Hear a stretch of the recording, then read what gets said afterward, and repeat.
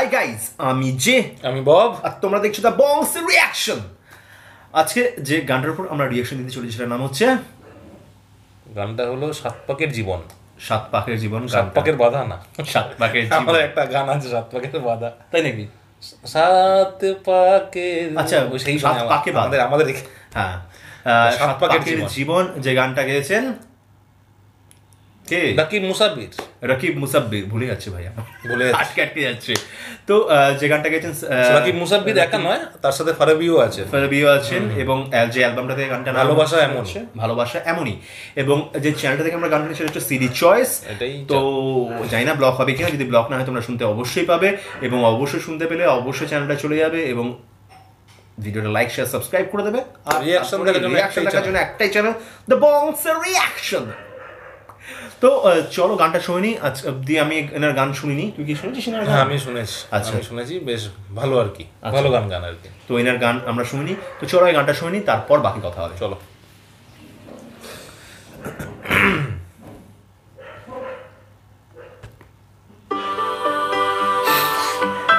CD choice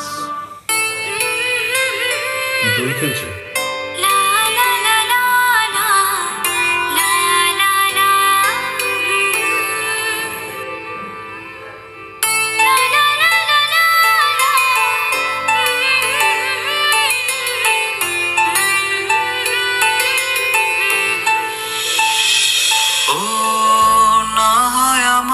সাথে বাঁধলে তোমার সাত পাকের জীবন, ও দু হাত ভরে সাজাবো তোমায় দেবীর মতো সুনিপন, ও যাত কুল ভুলে এসো না ফিরে আমার মন পাজরে, ও যাত কুল ভুলে এসো না ফিরে আমার মন পাজরে।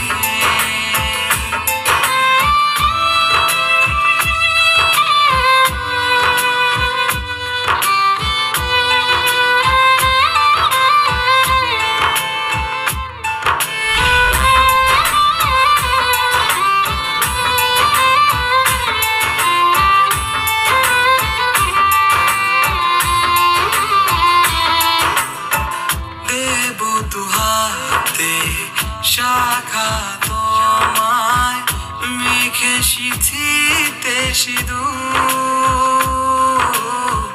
পান পাতার ফাঁকে শুভ দৃষ্টি, মাঝখানে সাক্ষী আগুন,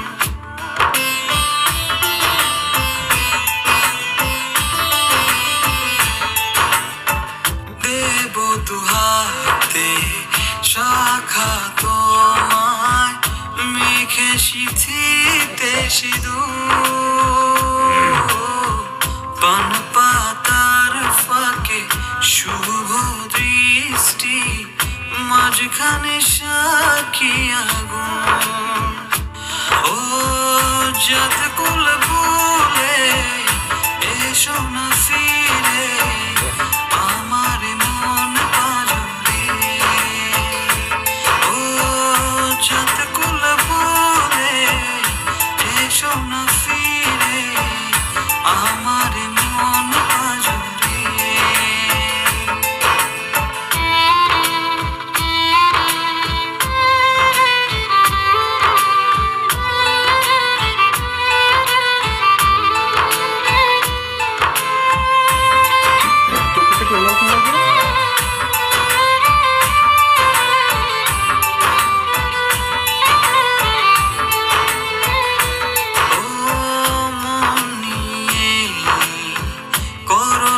চলো না প্রণয়ের প্রণতি সাঙ্গ করো না,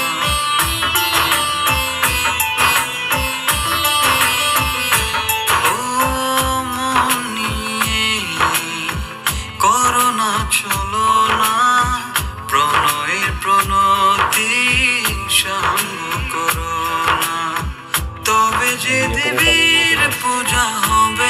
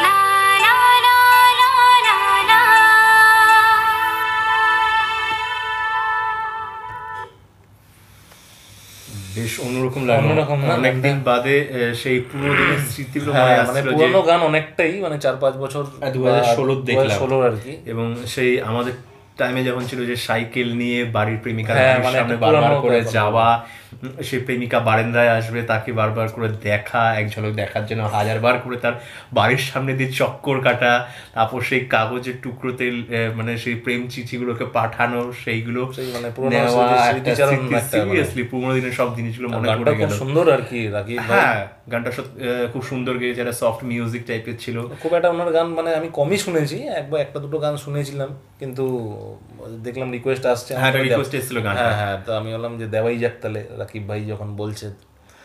না সিরিয়াসলি বেশ ভালো লাগলো, বেশ অন্যরকম। ফারাবির গলাও বেশ ভালো, মানে বেশ সুন্দর লাগলো, মিউজিকটাও খুব সুন্দর গানটার। হ্যাঁ, বেশ সফট টাইপের। আর ওভারঅল যে থিমটা দেখানো হলো, থিমটা তো খুবই ভালো লাগলো থিমটা, সিরিয়াসলি যে পুরোনো দিনের প্রেমগুলোকে দেখানো হলো, তো যেগুলো এখনকার দিনে দেখা যায় না। লাস্টে আর কি একটা মানে দুঃখজনক একটা ঘটনা, যেটা ইনসিডেন্ট হলো, যেটা হয় যে পালিয়ে প্রেম করে মানে বিয়ে করলে তখনকার দিন যেটা হয়, যদিও বা এখনকার দিনে এটা আবার কমেও গেছে, পালিয়ে প্রেম করলে সাধারণত বাড়ির লোকজন মেনে যায়, পালানোটা একটু কমে গেছে আগের তুলনায় অনেকটা, কিন্তু আগে যে জিনিসটা ছিল যে পালিয়ে বিয়ে করেছে মানে বিশাল একটা ব্যাপার, তো সেটা কোনো একটা জিনিস ছিল, সেটা করেছে, পরে বাড়ির লোক জানতে পেরে যাই হোক সুসাইড করেছে বা কিছু একটা হয়েছে, মেয়েটা মারা গেছেন। তো বেশ ভালো লাগলো, বেশ অন্যরকম লাগলো, ইমোশনাল টাইপের হয়ে গেলাম, ভালো লাগলো, কিন্তু বেশ ভালো লাগলো সিরিয়াসলি। আর বেশি কিছু বলার কথা না, এত সুন্দর একটা থিম দেখলাম, মানে গানটা থেকেও থিমটা বেশি আমার মনটা ছুঁয়ে গেল।